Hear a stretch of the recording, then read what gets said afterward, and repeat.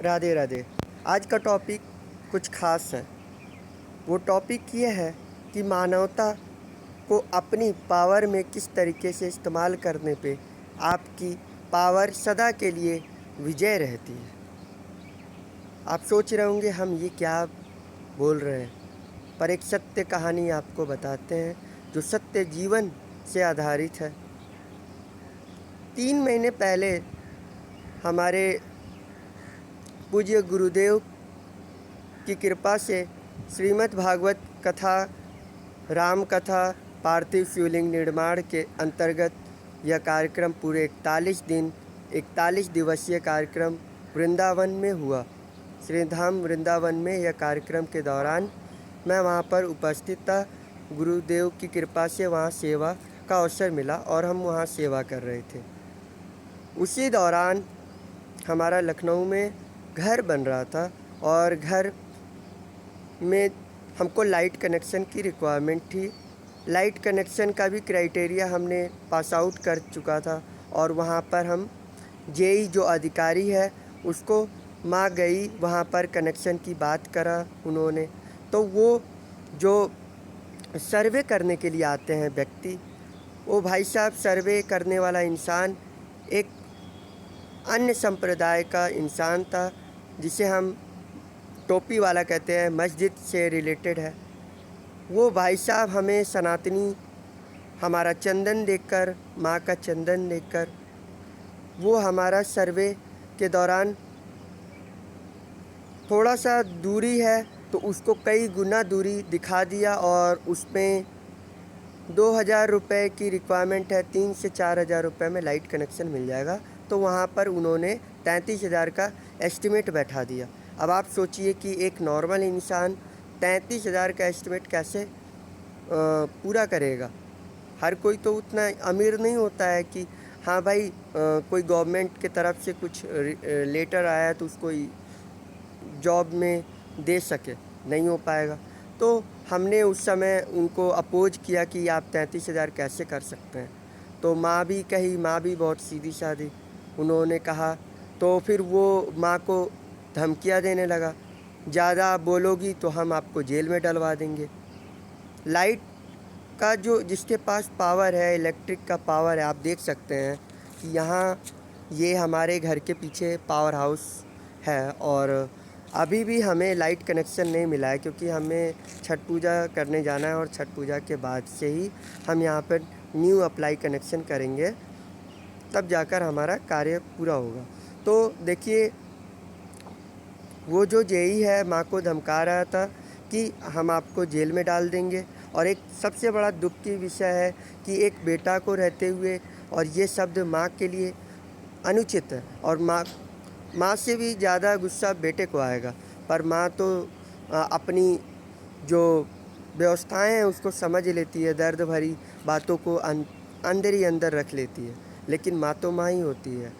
फिर भी हमने कहा हम आएंगे, पार्थिव शिवलिंग के कार्यक्रम के बाद हम वापस आएंगे और फिर हम उनसे बात करेंगे कि आखिर कैसे 33,000 रुपये का एस्टिमेट बना रखा उन्होंने।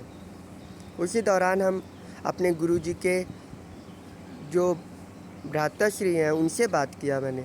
तो उन्होंने भी कहा कि लाइट कनेक्शन के लिए जा रहे हो तो वहाँ पर उनसे विनम्रतापूर्वक बात करना, क्योंकि तुम्हें लाइट कनेक्शन देने में वो कठिनाई शो कर सकता है। तो हमने कहा जी गुरुजी। फिर हम यहाँ आए तो हमने बहुत आसानी से उनसे प्रेम से बात करा कि भैया आप 33,000 का एस्टिमेट जो है चेंज करो और हमारे को लाइट कनेक्शन नॉर्मली दे दो, क्योंकि हमें कॉलेज फ़ीस वगैरह भी जमा करना है। पर उन्होंने नहीं सुना।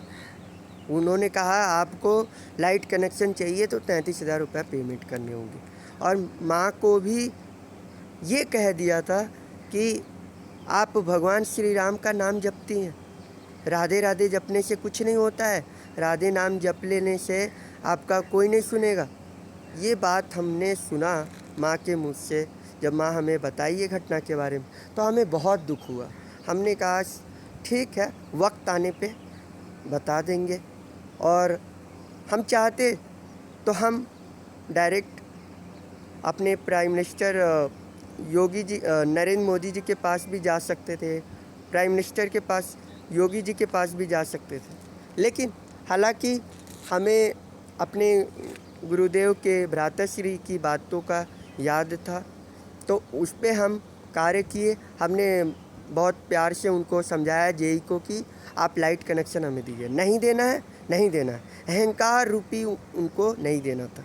हालांकि वो इतनी तरीके से ग्रसित हो चुके थे कि उनको कमीशन चाहिए था, और शायद हमारा जो कमीशन है उनको वो तो प्राप्त होने नहीं दिया। हमने कहा समय लगेगा पर हम कमीशन नहीं दे सकते। तो क्या हुआ, फाइनली एक ऐसा समय आया कि अभी कुछ दिन पहले उनका वो कारनामा हर किसी को पता चल गया और उनको बेइज्जती के साथ वो पद छोड़ना पड़ा, वहाँ से निरस्त होना पड़ा, वहाँ से रवाना होना पड़ा। और साथ में जो लाइट कनेक्शन जो इंचार्ज है जिसका जेई नाम है वो तो था ही, और जो लाइन मैन है उसे भी कठिन परिस्थिति का सामना करना पड़ा। दुख की विषय ये है कि जो लाइन मैन माँ की बात नहीं सुना और उसका पैर भी टूट गया। तो ये एक विचार करने योग्य है, आखिर ये दंड कहाँ से मिला। मनुष्य को कर्मों की सज़ा मिलती ही है, लेकिन याद रखें, जब किसी व्यक्ति का मजबूरी का फ़ायदा कोई अगर उठाएगा तो इससे भी बड़ा दंड मिलेगा, और मिलना भी चाहिए। हम तो कहते हैं भगवान श्री राम और भगवान का नाम लेने से कल्याण होता है, और गुरुजी हमेशा कहते हैं, पर जो व्यक्ति ये कहता है कि भगवान का नाम, राम का नाम, श्री कृष्ण का नाम लेने से क्या होता है, उसके जीवन में यही दुर्दशा दिखती है।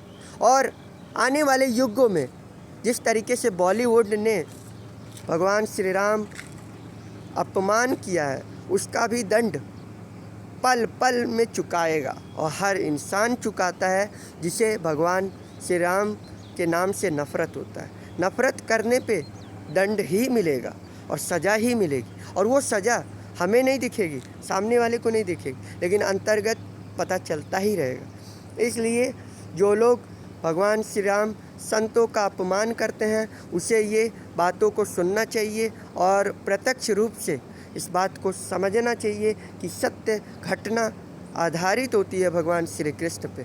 यदि आपका भाग्य कितना भी अच्छा हो, लेकिन अगर आपने किसी अनजाने में भी किसी व्यक्ति को अपमान किया, और भगवान, खास करके भगवान का नाम लेकर उसको अपमान किया, और वो थोड़ा भी भजन करता है उसको अपमान किया, तो आपको बुरी तरीके से सज़ा मिलेगी ही मिलेगी, क्योंकि आपने एक तरह से महाअपराध किया है। तो हम यही कहना चाहेंगे कि इस महाअपराध से बचने के लिए हमें संतों का आशीर्वाद, हमें पूज्य गुरुदेव का आशीर्वाद पल पल लेते रहना चाहिए, और हम ऐसा कर्म न करें, इसलिए हमें श्रीमद् भागवत कथा भी सुनना चाहिए। आपको यह बात अच्छी लगी तो इस वीडियो को शेयर भी करिए, और उन युवाओं को भेजिए जिन्हें लगता है कि श्री राम, श्री कृष्ण, हनुमान चालीसा पढ़ने से क्या हमें पावर मिल सकती है। वो पावर की कल्पना कितनी हमारी सोच में है, ये सारे पूज्य गुरुजी बताते हैं। राधे राधे।